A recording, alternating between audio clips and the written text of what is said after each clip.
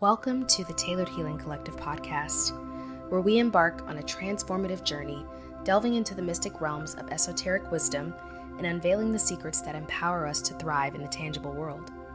I'm your host, Taylor Valera, and I am thrilled to be your guide on this extraordinary voyage. In this sacred space, we explore the profound, the enigmatic, and the spiritually awakening aspects of life. It's here that we not only learn but apply the hidden gems of esoteric knowledge, weaving them into the fabric of our everyday existence. Through this alchemical blend of ancient wisdom and contemporary understanding, we strive to illuminate the path towards personal transformation and empowerment. This podcast is a tribute to the divine feminine, a celebration of the nurturing and guiding force of the mother matriarch in our world. Together, we honor and uplift the sacred essence of femininity, embracing its strength, wisdom, and grace as we navigate the intricate tapestry of life. So, if you're ready to embark on a journey of self-discovery, enlightenment, and empowerment, join us in our exploration of the mystical and practical, the ethereal and the real, as we unlock the esoteric secrets that enrich our lives. Welcome to the Tailored Healing Collective podcast, your source for embracing the power of transformation and honoring the divine feminine within us all. Welcome back to another insightful episode of the Tailored Healing Collective podcast. I'm your host, Taylor Valera, and today we're delving into a topic that has a profound impact on my own life: estate planning. But before we dive into today's discussion, I want to take a moment to share a personal story with you. It's a story about how my own family didn't teach me about estate planning, a story that some of you may find relatable. Now, I did grow up what would be considered upper middle class in the early 2000s. And education was always something that was pushed to the forefront of my family. However, circumstances dealing with emotions, family trauma played part into the future that I would soon one day have. So I would like to emphasize that my parents always did instill in me that education was absolutely important. But when it came to finances, I never really learned the skills that we see today's thriving elite have learned. This is not something they teach in regular public school. I do remember in high school taking a personal finance class where they did teach you how to balance a checkbook and how to slightly use a credit card, which I'm not sure that all schools offer this.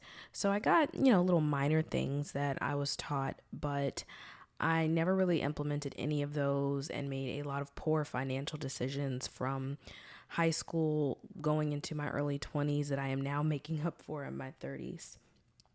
So this is of no fault to them because I believe, especially in melanated households, I'm going to be completely honest, you all, we're not taught estate planning because most of us do not have the assets in order to create an estate. Most of us don't even understand what an estate is. It took a lot of educating myself, being open to new horizons, studying people who I have found to be very successful on a financial level and looking at what they did. And I slowly realized this is just not something that is offered to everyone. And that if you want to be able to have things to pass down to your children, if you want true legacy, you have to put yourself in places that you're not comfortable. And I thrive off of transformation. That's what this whole show is about. And so the more that I have researched, the more that I have found, I realize that most of us are not taught to plan for the future. We're taught to plan for the immediate future, but not the future of our children, our grandchildren, and so on and so forth. And I am one of those people. I have learned to think extremely long term. My babies are babies right now, but I am thinking about them when they choose to marry for the first time, or even when they decide to have children. I know that the most powerful thing that I can do for them outside of providing them good emotional support is making sure that they're good in the world so that they're able to go out and make good decisions. I believe a lot of our financial decisions are emotional, and they're based off of a flight or fight response that we get from the households that we grow up in. So even being raised in what would be considered a more well-off family, I will say that emotions still definitely impacted the decisions that I made. And I believe that if you are able to create not just a happy home, but a balanced home environment, in addition to giving your children the educational and financial knowledge that they need to succeed and thrive in the world, there is a likelihood, I'm not going to say a guarantee, but a likelihood of less problems coming up and more options for them when they reach that certain age. So, again, estate planning is not something that you really talk about at the dinner table. It wasn't a subject that my parents or grandparents ever brought up, and it certainly wasn't covered in school. So, I didn't fully understand the significance until I faced the consequences firsthand. The truth is, the lack of education and awareness about estate planning is something that many families across the world experience. It's a privilege that some don't even realize they have until it is too late. So, in today's episode, we're going to explore the prevalence of estate planning, privilege, and the numerous benefits of having a well thought out estate plan. I am personally committed to helping my own family and others prepare for the future. So, let's start with a personal story, another personal story that is. I found myself facing a complex situation when I left home for the first time, and it was very painfully and emotionally challenging. I was in college for my first year. I decided to go to a very small historically black college. It was not even accredited. At least I don't believe it was accredited at the time. And emotionally, I was just trying to hurry up and get away from my parents. I really did not care where I went. I was also put out of the house at a very early age because I did not want to go with the lifestyle that my parents had planned for me. And I think this happens to a lot of people because we don't know or understand ourselves financially or emotionally, I should say. And our parents don't really provide us with that background because they weren't given the same kind of privilege. It leaves us really confused as young kids. And so I went to a school. I was living with my grandfather at the time. I enrolled in this school and I signed a promissory note, did not read through it at all. They told me I had to sign it for financial aid. I had little to no guidance at all, did not know what I was signing and did not understand that I was setting myself up for financial failure. I did, however, later on understand this is why my stepfather encouraged me to apply for scholarships. He made too much, I believe, for me to be able to receive certain financial aid, but because I was no longer in his household, that made me eligible to apply for funding from the government. And it got me into a world of trouble because as a kid and you're 18 and you don't know what you're doing, all you see is free money and a home away from home. Somewhere where I'm free to do whatever I want, be whoever I want. And yeah, just thinking back to it about how immature I was and the decisions that I was making, I wish that one, I had more proper guidance, but two, also had the emotional balance to understand the ramifications of every decision that I was going to make. And I can tell you, though, I regret nothing in my life as I tell you all these stories and think back to being 18 years old and feeling like I had some authority and power over my life. I was disarming myself greatly back then. And being a parent now, I'm saying, okay, I have to prepare my kids for the future. I'm in the process of building a business right now and have plans to have several businesses. But as I look at my young, small children, I think about where the world is going to be at when they're of age, and what am I going to be able to give back to them other than just some, advice that they're probably not going to want to listen to early on. I have to show them what this looks like, both on, again, the emotional and the physical aspect of it, because I want them to know that I love them and care about them, but also that the world has not set up most of us to be prepared to own anything, to pass anything down, to leave anything to people in our name. And so we are destined to repeat the same cycles of our parents and our grandparents with no real knowledge and no ability to carry the most important thing, which is our name, our who we are, our standing, and pass that down generationally. It's so extremely important. And I think we're in this weird age, especially with social media, where, you have a lot of people saying, I don't want a family, or I don't want this, I don't want the responsibility with the economy and everything. In my opinion, the economy is always going to be the economy. It's going to have its ups. It's going to have its downs. That is what commerce and trade is. Owning a business, working a business, having employees, trying to manage family life on top of all of that. This is a lot. But when I think about an estate, especially in the studying that I've been doing lately, I think about who am I and what does this say to the world? More importantly, what is my story that I'm passing down to the grandchildren I've never met yet? It's not a story of, oh, we're all wealthy and we all have money and I want you guys to be rich and careless. No, who we are and what we value is extremely important in life. It affects the partners that we choose, the schools we may go to, the jobs that we choose, our belief in self and our confidence. And it is my priority to instill that, because I am just now at 31 years old building up enough self-confidence to say I am planning an estate for my family. It's not even about where I'm from. Most people of color, especially that I know, do not talk about estate planning. Even in Googling estate planning or on YouTube, the first 10 videos, no one who looked like me, no one who could possibly share the same kind of cultural values that I did. And, that is the unfortunate part about the Western world. This is how a lot of us operate. But if this is the life I was born into, then I was meant to step into the highest levels of learning, understanding, and applying what that means, instead of just sitting around complaining about the economy, complaining about, oh, they did this, they did that. My goal is to learn, to teach, and to thrive, to apply and not just hold knowledge within, but to create. And my ability to create lies within my ability to understand why things are the way they are, how I can learn organizational skills that will help me figure out how to guide and lead others, and ultimately guide myself.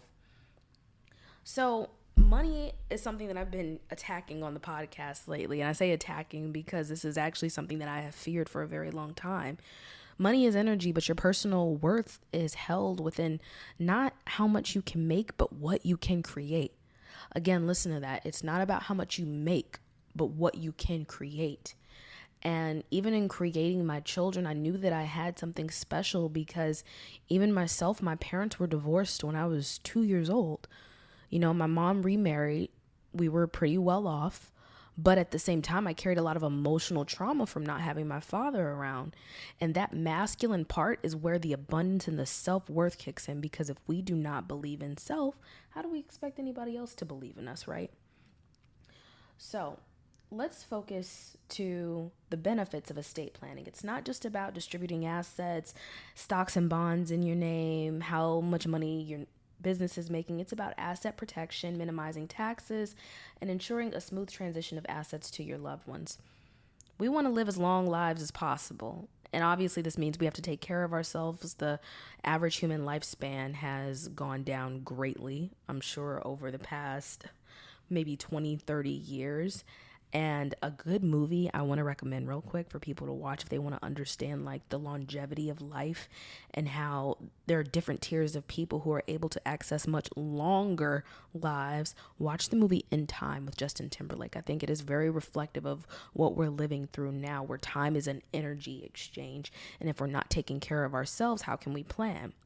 We also know we're all not going to live forever, at least not in this physical realm. And so I like to talk a lot about the Egyptians and how they built the afterlife, but I do want to focus specifically on the fact that when we pass on, what are we leaving our loved ones with? Nothing. We want them to be able to grow and thrive so that they can maintain a healthy and happy life in a family. Now, we can't predict everything. Everybody has their own journey and their own path, but if we can help each other the best we can, it is only one step to start your education to learning about this.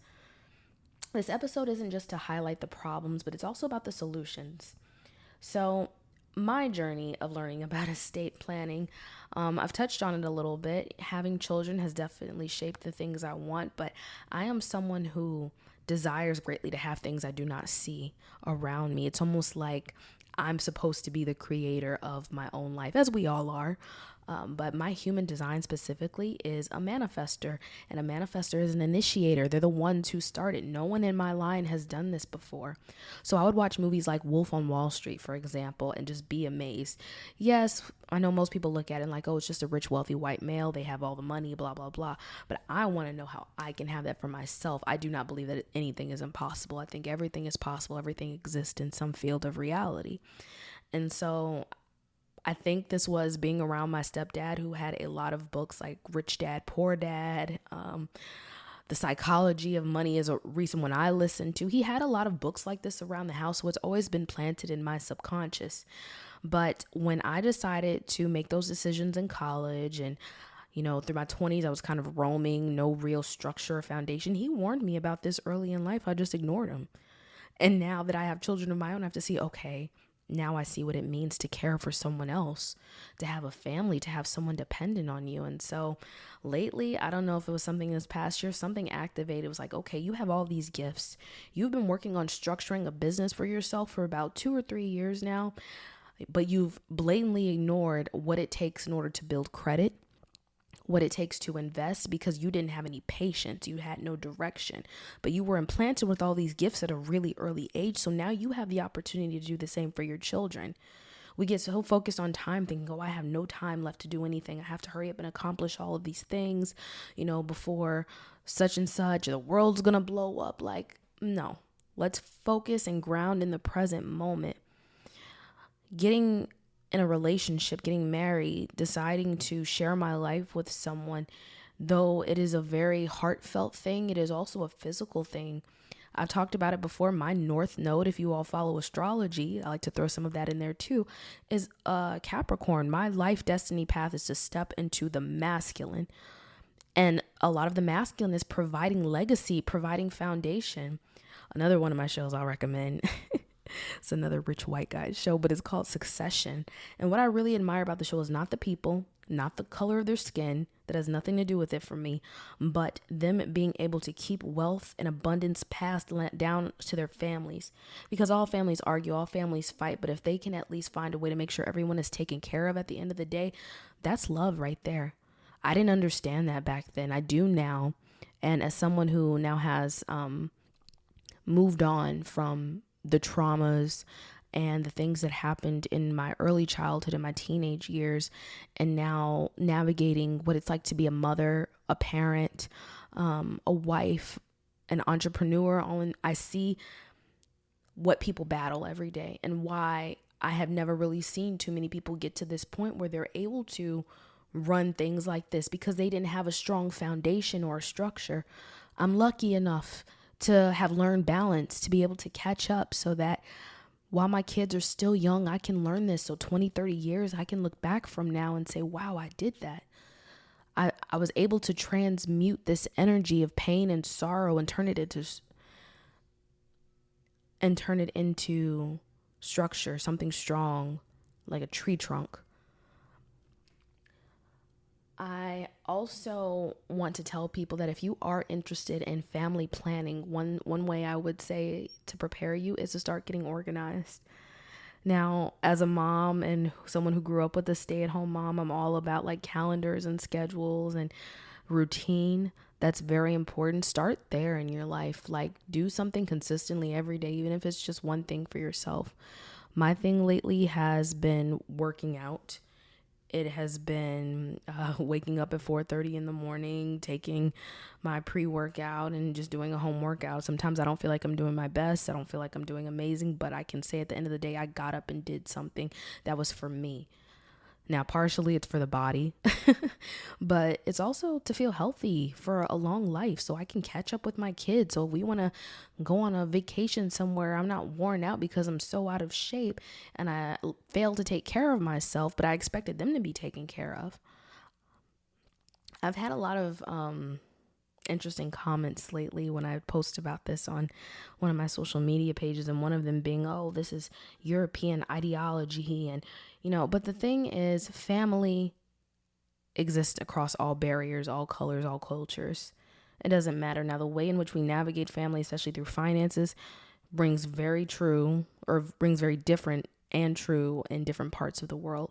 But specifically for this one, though I do desire to have certain experiences in life, what will really define my legacy at the end of the day will be what I did with all of the power of creation that I had. What could I create here that could exist well into, 100 years from now after I'm dead? What can I continue? What is my name or the family name that I am passing down? I think that not a lot of people value that as much anymore. So many people can't even sustain their relationships for more than, a couple years before deciding to call it quits. And I'm not saying that it's easy. Partnership is difficult. Parenting is difficult. This is why, the first year of the podcast, I talked a lot about spirituality and tapping into that, because if you don't have a good spiritual foundation as well as a good, how do I want to say this, a good physical foundation as well, I'll just make it easy, you're kind of putting yourself at risk. Now, some of us, obviously, or all of us as children, we can't help the circumstances we're born into, but you always have the power to change. I saw a video today where they were talking about Prince and how when he died, his affairs, they weren't handled in the way where he was able, or his family was able to benefit. And I thought, wow, that's very telling. One, that his name is Prince, and two, that when we think about the legacy that he's created. I always examine other people's lives and wonder, how can I do something differently for my family? Nothing in judgment, just all in learning. So another way I will say that you can get into estate planning is start reading books and listening to people who may not necessarily look like you or share your economic background, maybe not even your cultural background. You never know who can give you some good advice. You really don't. I have made it a habit of listening to people older than me, people who don't look like me, because I value life experience over anything. And life experience doesn't just exist in wealth. It exists in, again, the creations of things. So, if you are someone who is deeply valuing family, someone who wants to leave their mark on this world, even someone who just wants to make sure that their family is set after they're gone, I hope that you really found some education and joy in this episode. I didn't provide too many links today because I didn't want to overwhelm people with the thought of what estate planning means. But I really wanted to touch on the foundations, which is about really just building a legacy for your family. Creating equity so that when they go out into the world, they don't have to question their value, wonder if they're enough, ask for a handout. Know that they have the ability to create whatever future for their life that they want, create whatever legacy they want for their children, change the world for the better, maybe even in the end. So as we conclude today's episode, let's recap what we've discussed. Estate planning is a critical aspect of our financial well-being, yet many families lack the privilege of knowing about it. But there is hope. By sharing our financial stories and knowledge, we can empower ourselves and our loved ones. Thank you for joining me on today's episode. I hope you really enjoyed it. Be sure to subscribe to the podcast as we have weekly episodes, and we're going to be diving more into what it means to create your own legacy. Until next time, this has been Taylor Valera, and this is the Tailored Healing Collective podcast.